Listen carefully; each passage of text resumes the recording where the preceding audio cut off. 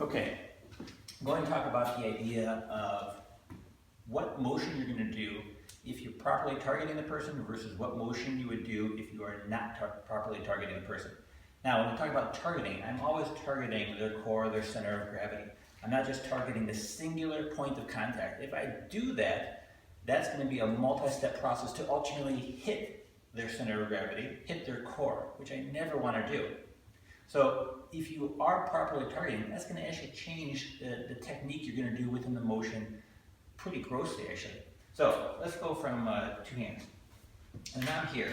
Actually, let's roll this way. And if Jake's going to do palm strike, if I'm chasing his hand and I'm targeting the point of contact right here, and he does the palm strike, I'm just going to do jet style. Okay? That's me targeting his point of contact. And yes, in the beginning we have to do drills when you're learning to follow the force to do that. But when we're talking about more of a freestyle setting, when I'm here, everything I'm doing is focused towards the center here. And I have to find that balance of I'm not just pushing out with my arms here, and I'm not just letting it collapse too much. I have to have that proper balance tension so I have my arm shield engaged. If I have my arm shield engaged and he goes to palm strike, I'm going to actually come in and counter with my own punch off that. I'm not going to come in and just chase his arm here, because if my focus is always going towards the target and I have the right balance and control on my arms, ultimately body and legs as well, then I'll always be able to go focus to his target right here. And when he makes that move, that line opens up and I can come in, I can punch off that, I can palm strike off that, I can chop off that. Whatever way I feel most naturally opens up for that line of attack. Now, here's another example of if I'm targeting his arm versus targeting his core.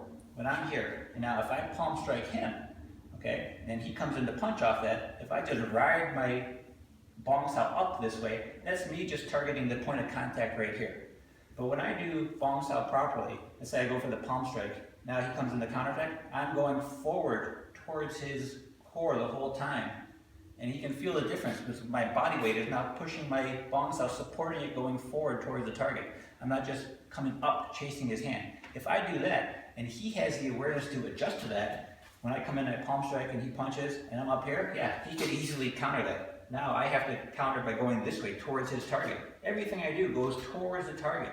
When I'm here, now I'm coming here, see, he's got a counter. If he counters me properly, I'm going to come in here and I'll do Wu Sao off that. If he doesn't properly target me, it allows me to flow towards lap.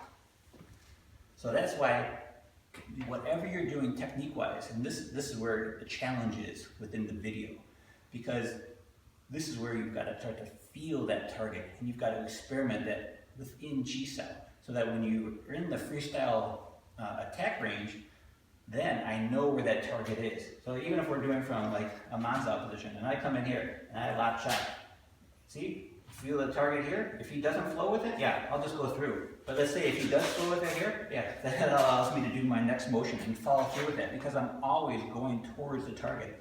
I'm never chasing his arms, even for a moment. That's why when you're doing the drills, you've got to learn what you're doing. In the process, in the lower levels of the drill, I'm learning to go with the force. Because I never want to fight the force. I may be stronger than the person, I may not be. But I'm learning to apply my own force to that. I'm learning to go with his force while I'm using my force. So when we talk about application though, now I've got to take it to the next level of I've learned how to go with that force, and now I've got to learn to go with that always 100% of the time, focus to the target. So I'm able to combine what I'm doing in development for higher levels of application. All right? Keep practicing.